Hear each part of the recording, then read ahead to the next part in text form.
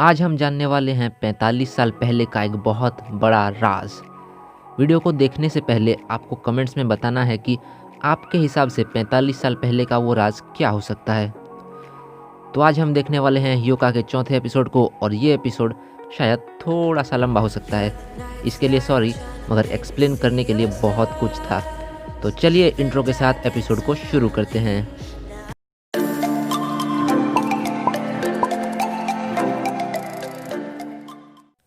एक normal school दिन की बात है और क्लासेस खत्म होने के बाद होतारो और चिटांडा अपने अपने घर की ओर लौट रहे हैं। चिटांडा को अभी भी जुकाम है। होतारो कहता है कि उन्हें सातोशी और मायाका की हेल्प लेनी चाहिए या फिर वो अपने अंकल को भूल जाए, क्योंकि दो लोगों से कुछ होने वाला नहीं है। चिटांडा अचानक रुक जाती है और कहती है चलो उनकी मदद लेते हैं। अगले दिन चिटांडा क्लब रूम में अपने अंकल की सारी बात बताती है और सातोशी मदद करने के लिए राज़ी है, क्योंकि उसे 45 साल पुराने एक हीरो के बारे में जानना है और वो हद से ज़्यादा एक्साइटेड है। मायाका भी ह्योका के फ्रंट कवर के बारे में जानना चाहती है, क्योंकि इस तरह का इमेज कंट्रोवर्शियल है। होतारो का मानना है कि चिटांडा को जवाब मिलने पर उस इन्फॉर्मेशन को एंथोलॉजी में भी पब्लिश कर सकते हैं। और इसके साथ क्लास 6 क्लब के सारे मेंबर्स ऑफिशियली सेकिटानी जून के ऊपर जानकारी हासिल करने के लिए लग जाते हैं। होतारो रास्ते पर इंतज़ार कर रहा है और सातोशी उसकी गर्लफ्रेंड की तरह आता है। ऑब्वियसली होतारो का रिएक्शन क्या होगा हम एक्सपेक्ट कर सकते हैं। होतारो पूछता है क्या उसने डेटा कलेक्ट किया है, जिसका जवाब हाँ में मिलता है। अब सातोशी एक्सपेक्ट कर रहा है कि होतारो के पास एक अच्छी थ्योरी होगी उनके लिए, मगर सिर्फ होतारो जानता है कि वो थ्योरी के बारे में भूल गया है। आज वो दोनों चिटांडा के घर, मेरा मतलब महल में मीटिंग के लिए जा रहे हैं। सिग्नल ग्रीन होते ही दोनों निकल पड़ते हैं अपने छोटे से साइकिलिंग एडवेंचर पर। कुछ ब्यूटीफुल शॉट्स के बाद हम देखते हैं एक मुस्कुराते हुए सातोशी को। होतारो इसके ऊपर सवाल करने पर जवाब मिलता है कि उसे आज साइकिलिंग में बहुत मज़ा आ रहा है, मगर होतारो का सवाल था स्पेसिफिकली सातोशी के हाई स्कूल लाइफ के बारे में। सातोशी अपने हाई स्कूल लाइफ को रोज़ कलर्ड कहता है, जिसका अर्थ है कि वो बहुत हंसमुख और आशावादी है। इस बात को काट कर होतारो उसे शॉकिंग पिंक कहता है, जो कि रोज़ कलर का एक इमिटेशन यानी नकल है, जिससे ये संकेत मिलता है कि सातोशी सिर्फ खुश होने का नाटक करता है। ऐसे एंगल से देखने पर सातोशी होतारो को ग्रे कलर से कंपेयर करता है, जिससे होतारो की पर्सनैलिटी बहुत बोरिंग और सिंपल बन जाती है। फाइनली सातोशी अपने शॉकिंग पिंक स्टेटस को एक्सेप्ट करके होतारो के ऊपर कलरलेस ज़्यादा सूट करेगा कहता है। ये बात होतारो को थोड़ी सी इरिटेटिंग लगती है।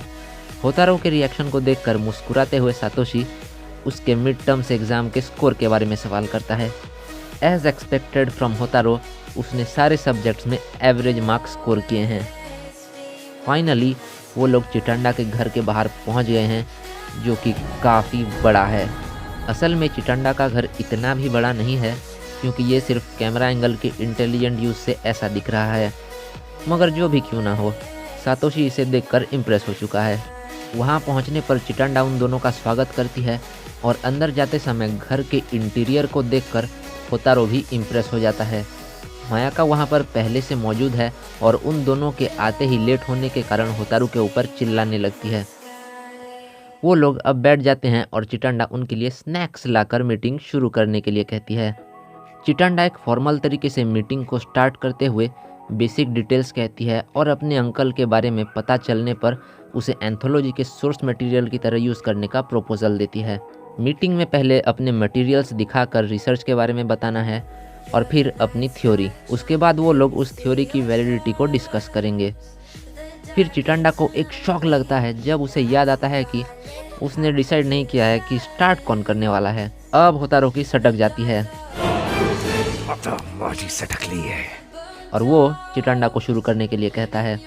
चिटांडा ने ह्योका को अपने सोर्स मटेरियल की तरह यूज़ किया है और उसे सिर्फ एक आर्टिकल में 45 साल पुराने इंसिडेंट के बारे में पता चलता है। आर्टिकल के इम्पोर्टेंट पॉइंट्स को उसने समराइज़ कर लिया है और अब उनके बारे में बताती है। आप स्क्रीन को पॉज करके दोनों चीज़ों को पढ़ सकते हैं।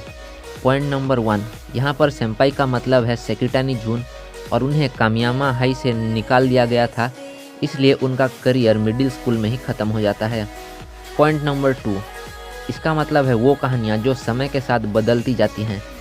मतलब हर आदमी स्टोरी को अलग तरह से डिस्क्राइब करता है।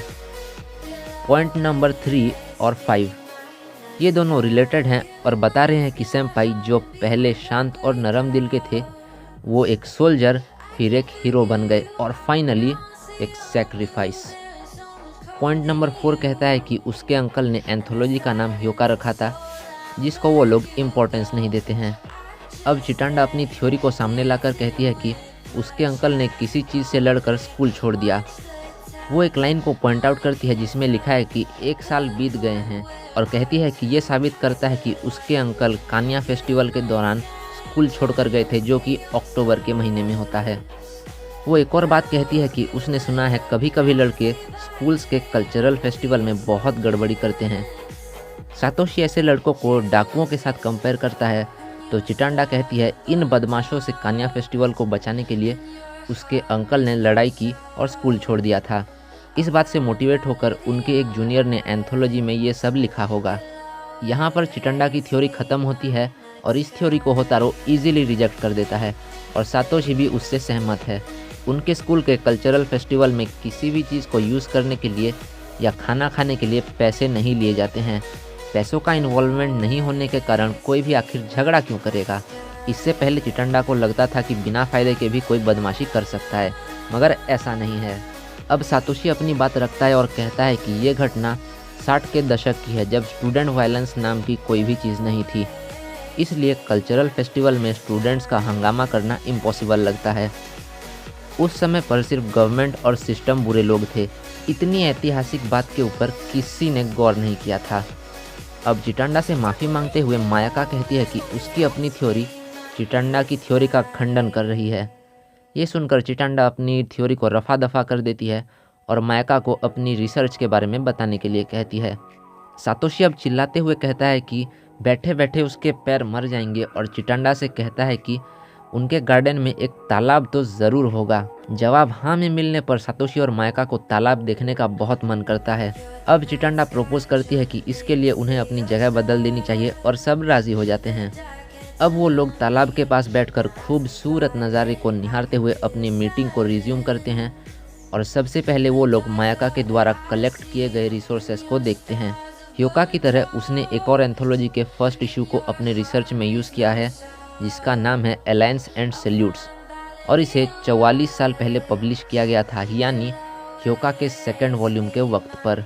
डिस्क्राइब करते हुए वो कहती है कि यहाँ पर वी का मतलब है स्टूडेंट्स, फिर पावर्स विच ओपोज अस और दी ब्यूरोक्रेसी का मतलब है टीचर्स। पिछले साल जून के महीने में स्टूडेंट्स और टीचर्स के बीच किसी बात को लेकर लड़ाई हुई थी जिसमें स्टूडेंट्स के लीडर थे सेक्रेटानी जून। ये होने पर टीचर्स को समझ में नहीं आया कि उन्हें कैसे रिएक्ट करना चाहिए। इसके साथ उसकी रिसर्च ख़त्म होती है और वो चिटांडा की थ्योरी को रिजेक्ट करते हुए अपनी थ्योरी को पेश करती है। वो कहती है कि अलायंस एंड सैल्यूट से पक्का है कि जून के महीने में कुछ हुआ था और स्टूडेंट्स ने शायद टीचर्स के साथ हाथापाई की होगी, इसलिए उनके लीडर को एक्सपेल कर दिया गया। यहाँ पर सातोशी को ये थ्योरी उतना कन्विंसिंग नहीं लगता है और होतारो भी कहता है कि ये बहुत अनरियलिस्टिक लग रहा है, इसलिए उसके थ्योरी पर ज़्यादा डिपेंड नहीं किया जा सकता है। मायाका को ये अच्छा नहीं लगता है तो होतारो एक्सप्लेन करता है कि अगर दोनों एंथोलॉजीज़ की बात को कंसिडर किया जाए तो इंसिडेंट जून में हुआ था और एक्सपल्शन अक्टूबर में। अगर वायलेंस इसका रीज़न होता तो चिटांडा के अंकल को तुरंत जून के महीने में एक्सपेल कर दिया गया होता। अब चिटांडा भी क्यूरियस है उन 4 महीनों के बारे में। सातोशी भी होतारो की बात को सपोर्ट करता है, इससे मायाका को थोड़ी सी नाराज़गी होती है। अब सातोशी के पेट से निकलती है एक पुकार जिसको सुनकर चिटांडा कहती है अगर भूख लगी है तो वो सबके लिए राइस बॉल्स बना सकती है।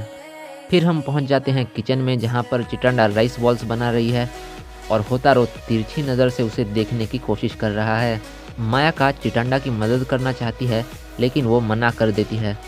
तब सातोशी माफ़ी मांगते हुए मायाका से कहता है कि उसकी अपनी रिसर्च मायाका की थ्योरी को कॉन्ट्राडिक्ट यानी खंडन करती है। सातोशी अपनी रिसर्च पेश करता है जो कि उसने कामी हाई मंथली न्यूज़पेपर के पुराने इश्यूज से चुने हैं। वहाँ से इन्फॉर्मेशन मिलती है कि 45 साल पहले किसी भी तरह की हिंसा नहीं हुई थी। वहाँ पर पूरे स्कूल के स्टूडेंट्स को भी मेंशन किया गया है, जिससे ये पता चलता है कि उस इंसिडेंट में स्कूल के सारे स्टूडेंट्स इन्वॉल्व थे या फिर उनका एक रिप्रेजेंटेटिव। अब राइस बॉल्स रेडी हैं और टेस्ट करने पर सबके चेहरे पर मुस्कुराहट आ जाती है। होतारो सातोशी से सवाल करता है कि आर्टिकल में जिस लेजेंडरी इंसिडेंट को डिस्क्राइब किया गया है, क्या वो सेकिटानी जून वाला ही इंसिडेंट है।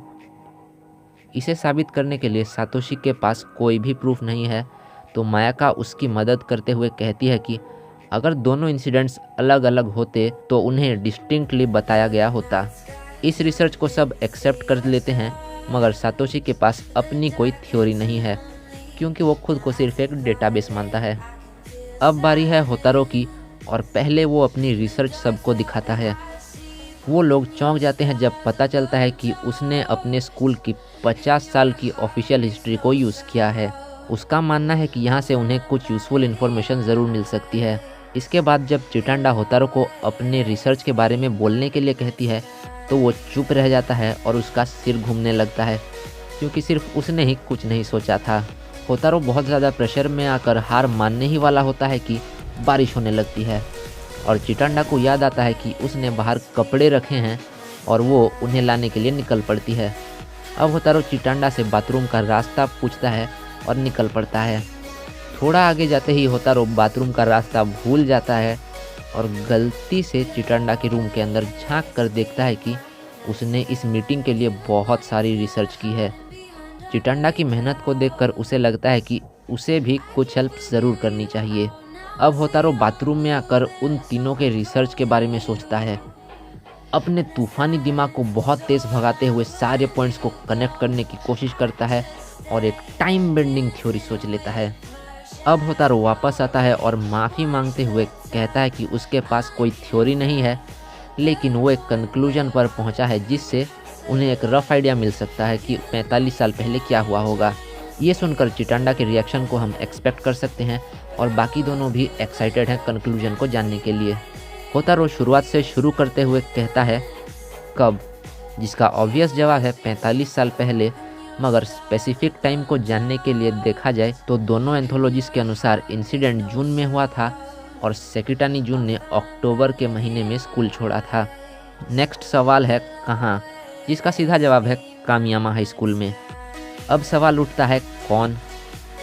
एलायंस एंड सैल्यूट्स को फॉलो करें तो पता चलता है कि सेकिटानी जून, मगर कामी हाई मंथली न्यूज़पेपर के हिसाब से पूरी स्टूडेंट बॉडी इन्वॉल्व थी। अब अगर बात करें क्यों, तो पता चलता है कि पूरी स्टूडेंट बॉडी सिर्फ टीचर्स का ही सामना करने के लिए एक हो सकती है, जिसके पीछे का रीज़न है स्कूल का कल्चरल फेस्टिवल। इसके ऊपर चिटांडा सवाल करती है तो होतारो कहता है कि उन्हें पता है कि जून के महीने में स्टूडेंट्स कल्चरल फेस्टिवल को लेकर टीचर्स के साथ नेगोशिएट कर रहे थे और अक्टूबर के महीने में कल्चरल फेस्टिवल कंडक्ट किया गया था। अब सातोशी पूछता है कि क्या तुम स्कूल की हिस्ट्री रिकॉर्ड्स में जो लिखा है उसकी बात तो नहीं कर रहे हो। होतारो जवाब हाँ में देता है और वो लोग उन हिस्ट्री डॉक्यूमेंट्स को चेक करते हैं तो पता चलता है कि जो इंसिडेंट्स हर साल होते हैं उनके ऊपर एक स्क्वायर मार्क है, और जो इंसिडेंट्स सिर्फ एक बार हुए हैं उनके ऊपर एक सर्कल मार्क है। 45 साल पहले जो नेगोशिएशंस हुए थे उसके ऊपर एक सर्कल मार्क है, जिसको दिखाकर होतारो कहता है उस समय पर स्टूडेंट्स के कुछ डिमांड्स थे जिसको लेकर मीटिंग रखा गया था। इस बात को साबित करने के लिए होतारो ह्योकाया के एक लाइन को पढ़कर सुनाता है, जिसमें लिखा गया है इस साल फिर से कल्चरल फेस्टिवल 5 दिन के लिए बहुत धूमधाम से मनाया जाएगा। मायाका को इसका मतलब समझ में नहीं आता है, तो होतारो कहता है जो 5 दिन हैं ये सेकिटानी जून के लड़ाई का फल है। उसका एक गेस है कि उस वक्त पर पढ़ाई में स्टूडेंट्स का फोकस बढ़ाने के लिए प्रिंसिपल कल्चरल फेस्टिवल को 5 दिन से कम रखना चाहते थे, जिसको लेकर स्टूडेंट्स के अंदर गुस्सा पनपने लगा। अब फाइनली बात करते हैं कैसे। तो सेकिटानी जून के नेतृत्व में ये सब हुआ था, और फाइनली अगर क्या हुआ था तो उस समय पर कोई भी वायलेंस नहीं हुआ था और स्टूडेंट्स ने ज़्यादा से ज़्यादा अपने क्लासेस को बॉयकॉट किया था। ये सब देखकर टीचर्स को स्टूडेंट्स के डिमांड्स पूरे करने पड़े और सेकिटानी जून को एक्सपेल कर दिया गया। 4 महीने के टाइम डिफरेंस का रीज़न है कि अगर सेकिटानी जून को तुरंत एक्सपेल कर दिया गया होता तो स्टूडेंट्स का गुस्सा बढ़ सकता था, इसलिए कुछ महीने बाद ये कदम उठाया गया। इसके साथ होतारो का कंक्लूजन ख़त्म होता है और सबकी बोलती बंद हो जाती है। ये सब ढूंढने के लिए चिटंडा होतारो की तारीफ करती है तो वो कहता है कि बस उसका लक अच्छा था इसीलिए हो गया। अब चिटंडा पूछती है कि कहीं किसी को कोई डाउट तो नहीं है। किसी को इसके ऊपर कोई सवाल नहीं होने के कारण वो डिसाइड कर लेते हैं कि इस थ्योरी को वो लोग अपने एंथोलॉजी में पब्लिश करने के लिए सोर्स मटेरियल की तरह यूज़ कर सकते हैं। इसके साथ आज की मीटिंग ख़त्म होती है और चिटंडा दोनों लड़कों को गेट तक छोड़ने आती है।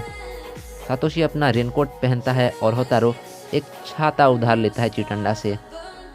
एक और बार चिटंडा उसे थैंक्स कहती है तो वो कहता है कि चिटंडा के बिना ये नहीं हो पाता। अब वो दोनों निकल पड़ते हैं और चिटंडा अंदर आते समय सोचती है कि अगर बात ऐसी थी तो आखिर वो बचपन में रोई क्यों थी। आज का एपिसोड यहीं पर समाप्त करते हैं और इसके साथ 45 साल पहले के सारे राज खुल चुके हैं या फिर नहीं। आगे क्या होने वाला है जानने के लिए चैनल को सब्सक्राइब करें और वीडियो के ऊपर एक लाइक ज़रूर छोड़कर जाएं। Thanks for watching.